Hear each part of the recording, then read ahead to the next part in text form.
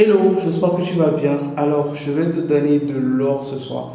Je vais t'apprendre comment avoir le maximum de oui chez tes prospects, augmenter ton taux de closing et avoir le plus de clients possible. Alors, avant de commencer cette vidéo, je te prie de la partager si tu as un ami qui pourrait être intéressé, un ami qui a des problèmes à vendre sa prestation. Je suis sûr que ce que je vais vous révéler ce soir, mes clients ou les personnes qui me payent de l'argent dans mes accompagnements vont se fâcher contre moi. Mais il faut dire que je suis de bonne humeur, donc je vais vous livrer ça gratuitement. Alors, comment avoir des clients? On revient encore à comment prospecter efficacement et avoir des personnes qui achètent vos services. Alors, tout ça va se dérouler en 3 étapes. Je ne vais pas tourner autour du pot, je ne vais pas faire de gros blabla. Première étape, c'est d'abord la confiance. Qu'est-ce que c'est que la confiance?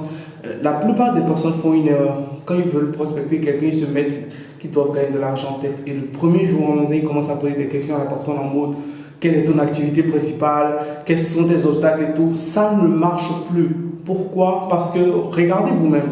Quand vous allez à Misebo, quand vous êtes dans un marché et qu'un vendeur commence à vous courir après, vous dites: Tata, mais achetez du dîner et tout, vous vous énervez et vous envoyez la personne au diable. C'est la même chose dans la tête de vos prospects. Quand vous venez en mode: je veux te vendre quelque chose, je veux te vendre quelque chose, vous énervez. Donc, qu'est-ce qu'il faut faire à la place? Il faut créer des relations.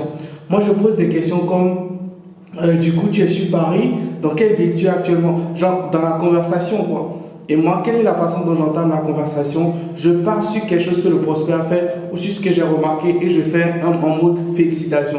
Ça, c'est le premier point. Le premier point, c'est la confiance. Le deuxième point, c'est la connexion. Qu'est-ce que j'entends par la connexion? La connexion, c'est quoi? La connexion, c'est le fait de discuter avec cette personne. On ne vend pas une personne le premier jour. Ça dépend. Si la personne a une problématique, exprime sa problématique et a besoin d'être en immédiat, vous n'allez pas la faire passer par plusieurs étapes. Mais si la personne est un prospect froid, la personne ne vous connaît pas assez, prenez le temps de créer une relation. C'est comme dans vos relations amoureuses. Le premier jour que vous écrivez à mademoiselle, elle ne va pas dire qu'elle est amoureuse de vous.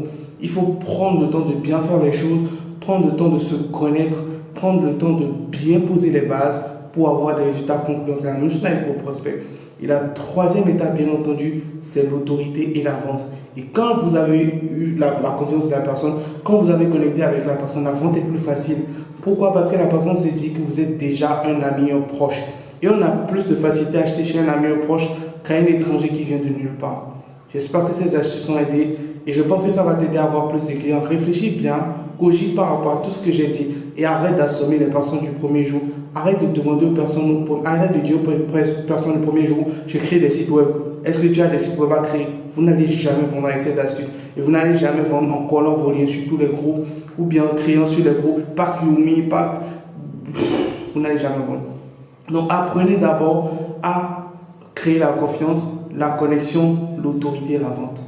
Est-ce que cette astuce te plaît? N'hésite pas à me le dire en commentaire si ça t'aide vraiment à sortir de l'obscurité. N'hésite pas à me le dire en commentaire.